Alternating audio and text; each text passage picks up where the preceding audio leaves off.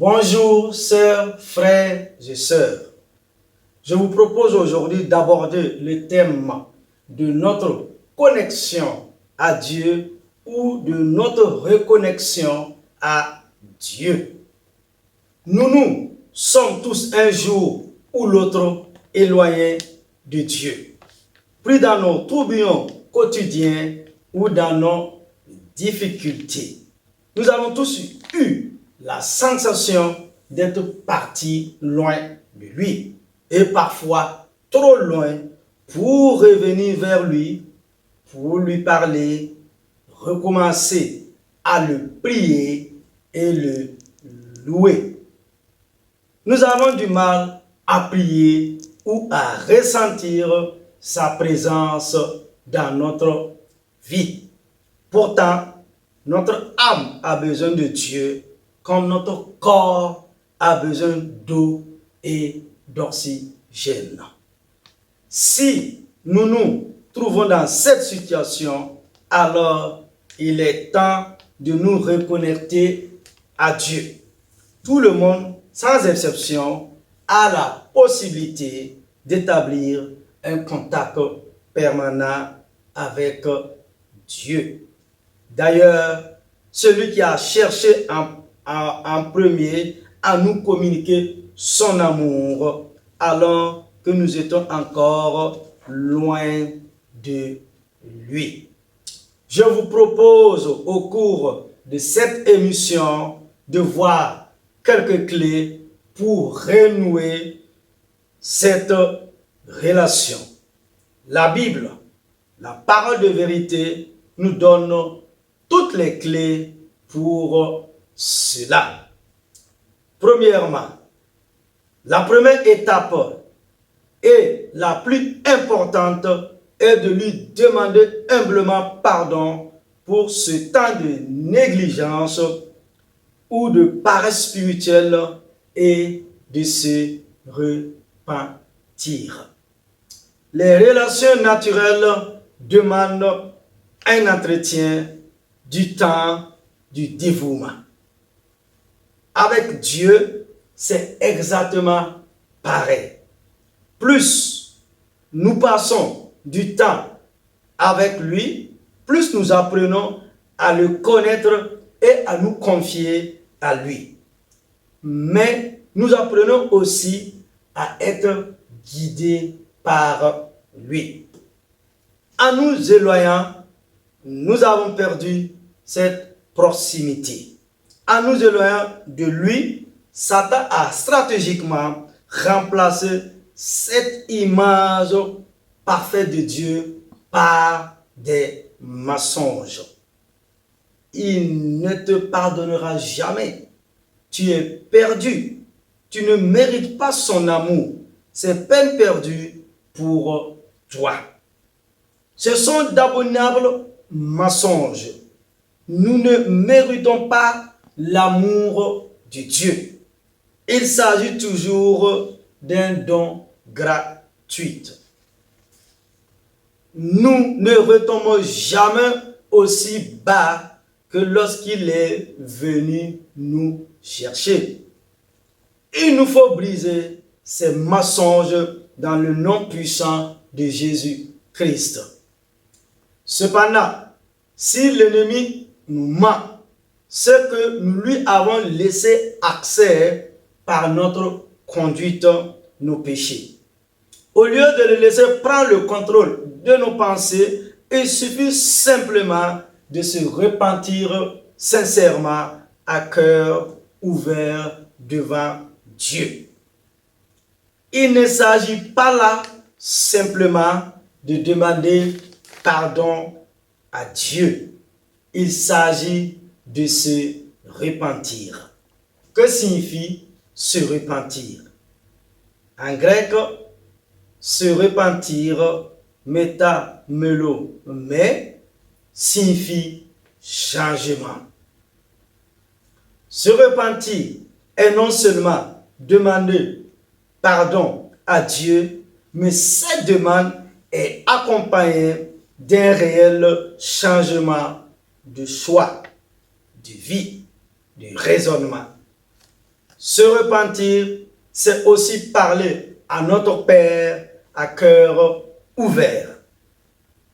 Il est important d'être honnête, totalement transparent avec Dieu. Lui dire pourquoi nous nous sommes éloignés, lui partager nos doutes, nos peines, nos angoisses, nos incompréhensions. Deuxièmement, prendre la décision de se détourner de nos péchés et nous y tenir, même si nous avons eu une occasion de chute au cours de ce cheminement. Pour être concrètement connecté à Dieu, chacun doit quitter ce qui nous sépare de lui, le péché. Ésaïe 59, 2. Le seul moyen est de passer par Jésus-Christ, parce qu'il a lui-même payé pour vos erreurs. Il est comme un pont qui vous permet de revenir tout près du cœur de Dieu. Comment faire pour franchir ce pont? En choisissant de remettre notre confiance en lui et en nous engageant à marcher avec lui le restant de votre vie. À partir de là, la connexion est activée pour une durée éternelle. Il s'agit ensuite d'entretenir la relation et de la faire grandir.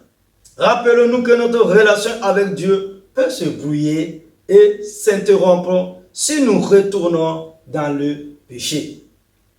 On ne peut pas vivre dans l'immoralité et prétendre avoir une bonne relation avec Dieu.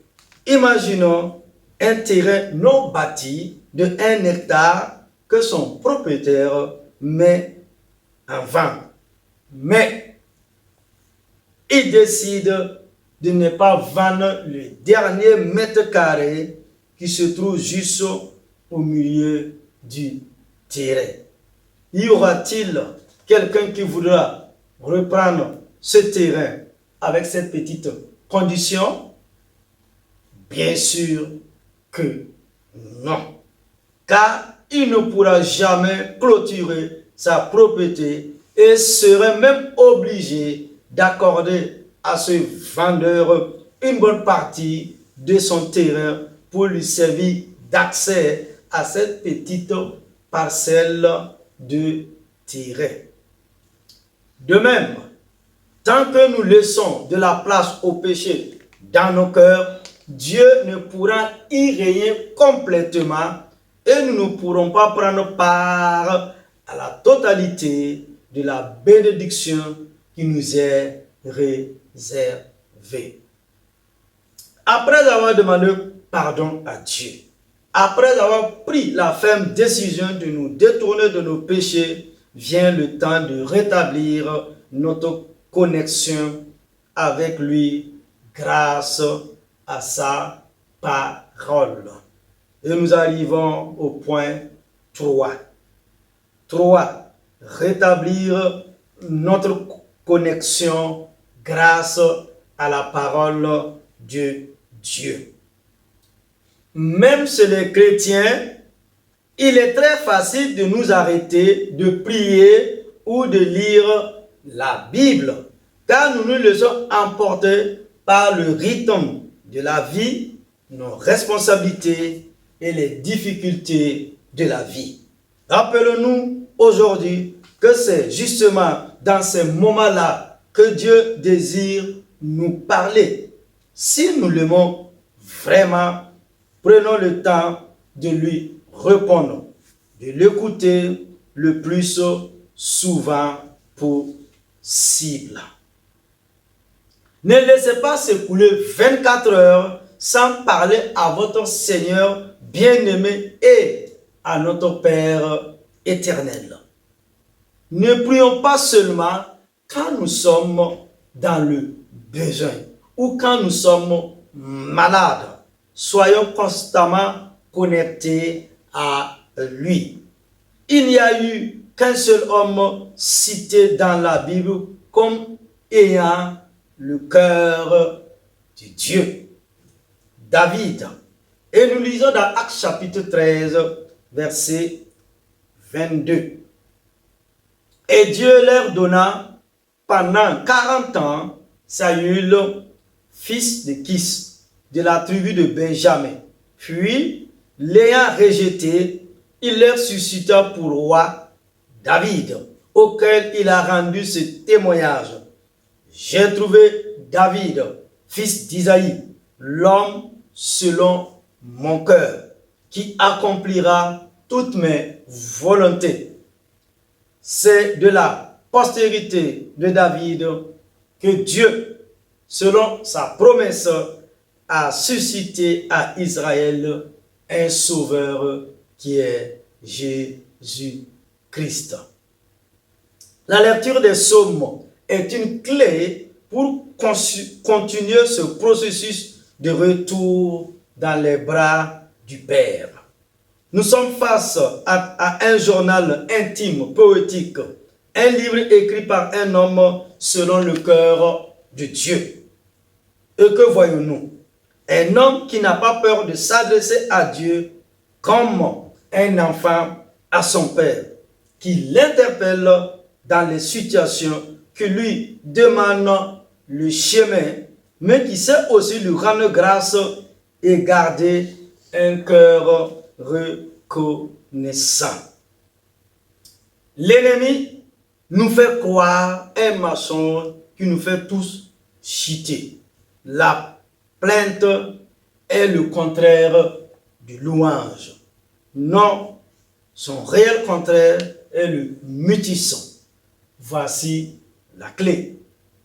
Dès lors qu'on ne parle plus à papa, nous tombons. Il n'y a pas de filtre à avoir lorsque nous lui parlons. David l'avait bien compris et intégré. Le psaume 13 débute par des plaintes, mais se termine par une louange. Relisons ensemble ce psaume. Jusqu'à quand, l'Éternel, m'oublieras-tu sans cesse? Jusqu'à quand me cacheras-tu ta face? Jusqu'à quand aurai-je des soucis dans mon âme et chaque jour des chagrins dans mon cœur? Jusqu'à quand mon ennemi se lèvera-t-il contre moi? Regarde, réponds-moi, Éternel, mon Dieu. Donne à mes yeux la clarté, afin que je ne m'endorme pas du sommeil de la mort. Regarde, réponds-moi, Éternel, mon Dieu. Donne à mes yeux la clarté, afin que je ne m'endorme pas du sommeil de la mort, afin que mon ennemi ne dise pas, je l'ai vaincu, et que mes adversaires ne se réjouissent pas si je s'enchaîne. Moi, j'ai confiance en ta bonté. J'ai de l'allégresse dans le cœur à cause de ton salut. Je chante à l'Éternel car il m'a fait du bien. Lorsque David chute, il s'est demandé pardon à son père afin de retrouver sa connexion avec lui. Nous le voyons dans le psaume 51 où il se repent sincèrement. Dans le verset 3, il confesse, car je reconnais mes transgressions et mon péché est constamment devant moi. Plus loin, du verset 11 à 15, il continue. Ne me rejette pas loin de ta face. Ne me retire pas ton Esprit Saint. Rends-moi la joie de ton salut et qu'un esprit de bonne volonté me soutienne. J'enseignerai tes voies à ceux qui les transgressent et les péchés reviendront à toi, ô Dieu, Dieu de mon salut. Délivre-moi du sang versé et ma langue s'élèvera ta miséricorde. Il ne s'est pas coupé de Dieu. Il ne s'est pas éloigné. Dieu est infiniment bon. Il n'attend qu'une chose, que tu te reconnectes à lui. Plus tu attendras, plus ce sera compliqué. Dieu n'est pas un homme pour mentir. Croyons en ses promesses et en celles données par le Saint-Esprit en utilisant la main de l'apôtre Paul dans Romains au chapitre 8, verset 38. Car j'ai l'assurance que ni la mort, ni la vie, ni les anges, ni les dominations, ni les choses présentes, ni les choses à venir, ni les puissances, ni la hauteur, ni la profondeur, ni aucune autre créature ne pourra nous séparer de l'amour de Dieu manifesté en Jésus-Christ, notre Seigneur. Dieu nous aime. Et si notre raisonnement manipulé par les ténèbres nous fait penser le contraire, comprenons une chose pour toutes, que si Dieu met encore en nous son souffle de vie, alors ce n'est pas terminé. Relevons-nous, lavons-nous et avançons. Mon frère, ma sœur, à travers cet enseignement, je voudrais te rappeler combien notre connexion à Dieu est vitale. Je dis bien vitale. Il dit dans sa parole, Jean 10, versets 27 et 28, « Mes brebis écoutent ma voix. Je les connais et elles me suivent. Je leur donne la vie éternelle. Jamais elles ne périront et personne ne pourra les arracher de ma main. » L'être humain peut avoir une existence mortelle sans Dieu. Mais l'enfant de Dieu sait que sa destinée ne se limite pas à ce qui est visible sur terre. Voilà pourquoi il ne peut vivre sans celui par qui sa destinée éternelle sera garantie. Que le Seigneur nous aide à prendre plus de temps dans sa présence. Je vais prier pour toi, mon frère, ma soeur, mon ami, afin que tu puisses te reconnecter à Dieu et réapprendre à marcher avec lui, mais dans la main, et au nom puissant de Christ Jésus de Nazareth, que la gloire de Dieu se lève sur ta vie maintenant et que tu apprends à marcher, à te reconnecter avec ce Dieu pour voir sa promesse s'accomplir dans ta vie maintenant. Au nom de Jésus, j'ai prié pour toi. Amen, amen, amen, amen. Soyez richement bénis.